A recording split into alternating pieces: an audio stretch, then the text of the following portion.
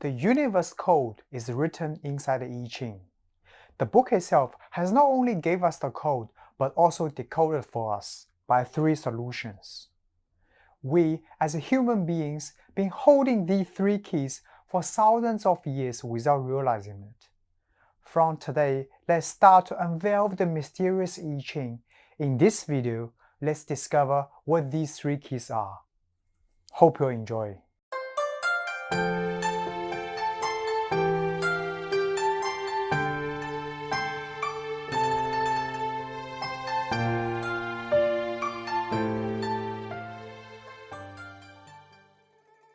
As I mentioned earlier in my first video, I Ching is not created just by one particular person. Many great Chinese people constantly review and re-annotate its content throughout history. We call them sage. Among all of them, there are 3 are the most influential and contributive towards I Ching. They are Fushi, King Zhou of Wan, and Confucius. Altogether, these 3 made the most popular and profound version of the I Ching, namely Zhou. Nowadays, Zhou has been translated by hundreds of different languages, and it became the first textbook for anyone who wants to learn I Ching. It is also these 3 people who hold 3 keys, which I will explain to you one by one next. The first set of keys to decode the universe is 8 trigrams created by Fushi. Now, whether Fushi truly exists or just a mythology figure is still debatable.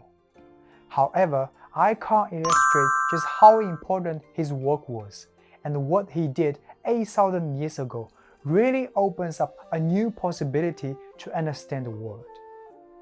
At that time, we were still in primitive society. We survived by hunting, fishing, or gathering. The most fearful and dangerous things for us was weather change or stepping into an unfamiliar location. Now, Fushi saw this issue. He started to observe how the environment functions, and he began to predicting the weather. The results were quite accurate. As more and more people came to ask him for help, instead of repeating himself again and again, one day he decided to draw a pattern on the tree, which is made by 3 lines.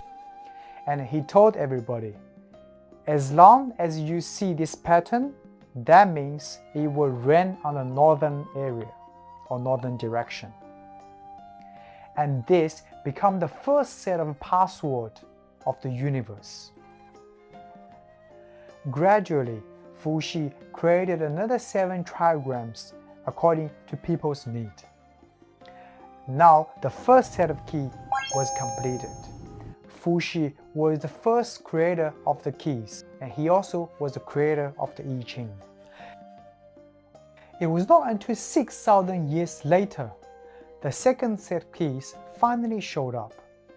Have you ever heard about the story of Jiang Ziya?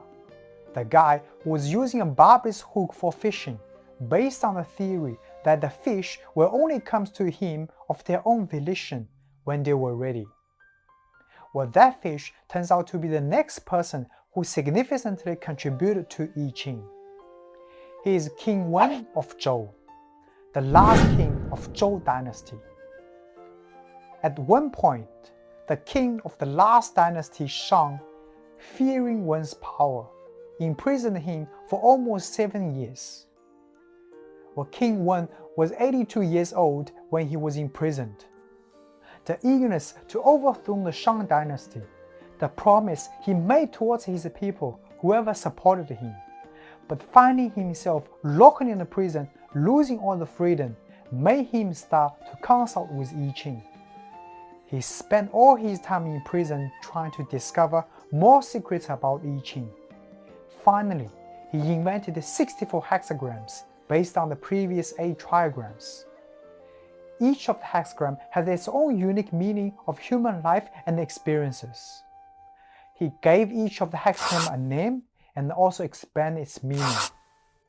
Furthermore, he even expanded all the lines' meaning inside of the one hexagram. In the end, he successfully overthrew the Shang dynasty and left these second keys for us to use. Finally, here comes to our last missing key.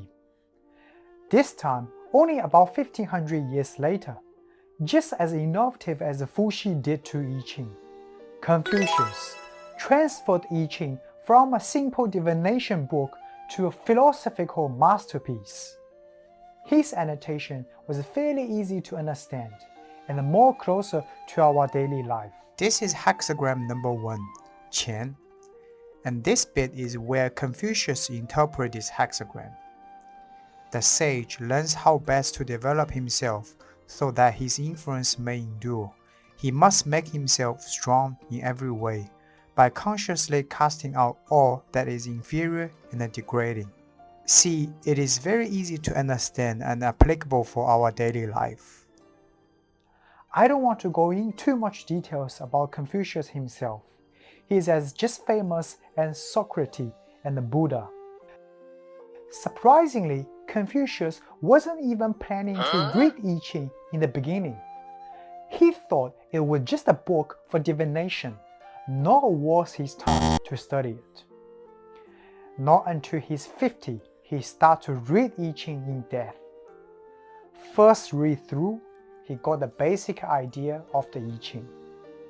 Second read through, he listed all the main points of the book. After another 3 read-throughs, he had a very clear and deep understanding of I Ching. And then he closed the book, praised from his heart, praise after another praise. And then he said, "If I had 50 years to spare, I would devote all my time to I Ching." Immediately, he started to work on I Ching and named his commentaries 10 Wings. He wished I Ching really take off after his work is done, and everybody can really understand what is I Ching and benefit from it. The secret of the universe has been revealed. The way to access these secrets has also been given.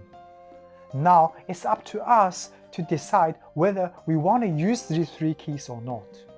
But regardless of what we do, these 3 keys will always be here. That's it for this video. I hope you enjoy. If you like this video, please share to the others or give a thumb up. If you'd like to see more videos like this, please leave your comment below or consider to subscribe to my channel. I will see you in the next one. Bye.